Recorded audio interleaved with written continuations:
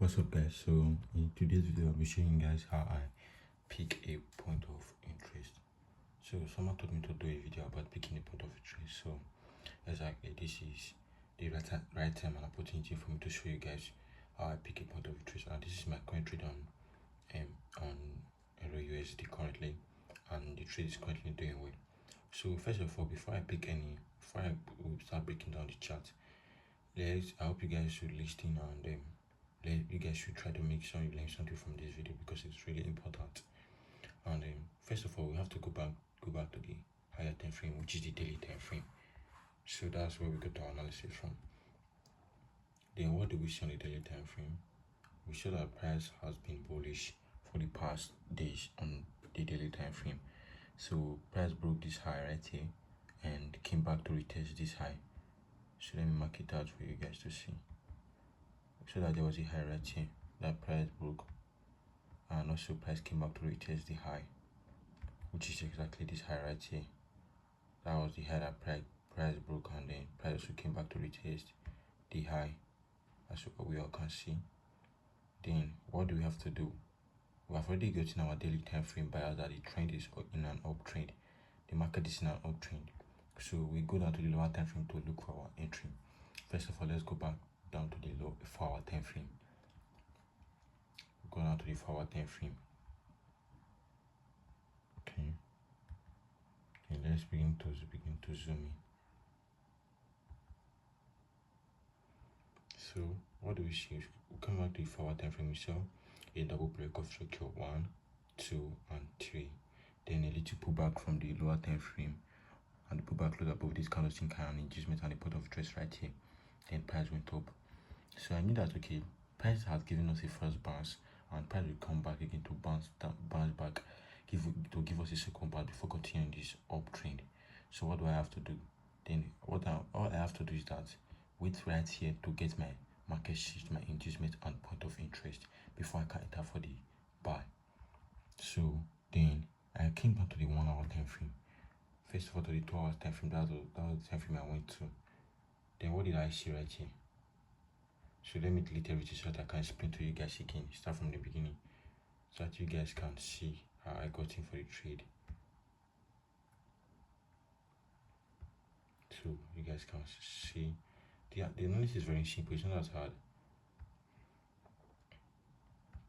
So what happened was that I came back to the lower time frame. I saw right here on the lower time frame, price has given me a market structure shift, which is being indicated by this low. Which pattern the price used to approach my point of interest was a lower high, then lower low, then a lower high, then a lower low, then a lower high, a lower low right here, a lower high, a lower low, a lower high, then a lower low, then a lower high right here, and a lower low. So price took out this high right here. Price took out this high, giving me a market structure shift. Then they say your inducement is the first value pullback that happened after a market structure shift, and your inducement must close above the or below the candlestick that take out this market, cause this market structure shift. What do we see right here? The first pullback that happened did not take out this inducement right here.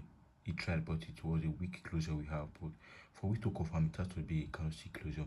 Then the other candlestick came out and it closed above this high, giving us our inducement, which is exactly this one right here. This candlestick wick right here. Then the second entry said, pick the point of interest close at your PI should be unmitigated. Sorry, the second entry said your PI should be the third entry. Sorry, your PI should be unmitigated. Then our PI right here was not mitigated. As you can see right here, this candlestick wick did not mitigate this candlestick body. It only mitigated the wick, not the body. There's a rule that says if the wick is longer than the body, you pick your point of interest from the candlestick body, and if the body is longer than the wick, you pick your point of interest from the candlestick body and the wick. So what do we have right here? The wick is longer than the body, so we pick our point of interest from the candlestick body right here. Right here, we pick our interest from this inducement right here. That was exactly what I did. I picked my point of interest from the higher time frame, then I placed enter at the trade for right here. I got in for the trade right here. As simple as that. No, there's nothing to don't overcomplicate things. All you have to do is to see what you want from the chart and then go after it. Then I place my stop loss below here, beneath the zone. Then my take profit according to your rule, trend line liquidity. They say, what is the meaning of trend line liquidity? Trend line liquidity is the liquidity that was being accumulated on a particular type of zone when price was in a trend, downtrend or an uptrend. So that's what type of trend line liquidity is. Then what do you have right here? Trend line liquidity right here. You saw price give us this trend line liquidity. Then all we have to do is to trade the bias of this trade till this liquidity is being taken out. Then my take profit right here will be at this high, or my take profit should be at this price clearing at this trend line liquidity right here. As you can see, very simple. There's nothing to complain. 1 to 17 got that I got from this trade. There's nothing simple. If you miss this trade, don't worry, because there will still be another opportunity for you to get in. Where is your other opportunity? Right here. We also saw that right here, price is currently a low right here. Which pattern the price is to approach this part of the trend? Lower high, then a lower low, then a lower high, a lower low, a lower high, then a lower low, then a lower high, then a lower low. If this zone is being taken out right here, if price take out this zone, right here, what do we have? A market structure shift. Then all we have to do is to wait for an engagement at the point of interest. Close out our engagement, then we'll pick our point of trade maybe from this breakout block right here. You got me right? So the analysis is very simple. All you have to do is to look for your pattern that price is presented to you in the market and trade according to your plan. Trade according to your plan. That's everything you have to do. There's also this trade I took on silver. There's this trade I took on silver. Let me show it to you guys. There's this trade I took on silver. Okay, right here, as you can see, we are currently in profit right here. See, I got my market shift from here. The same thing, trend line liquidity. Market shift right here. Then my engagement face value pullback. Then point of just close out this breakout block right here.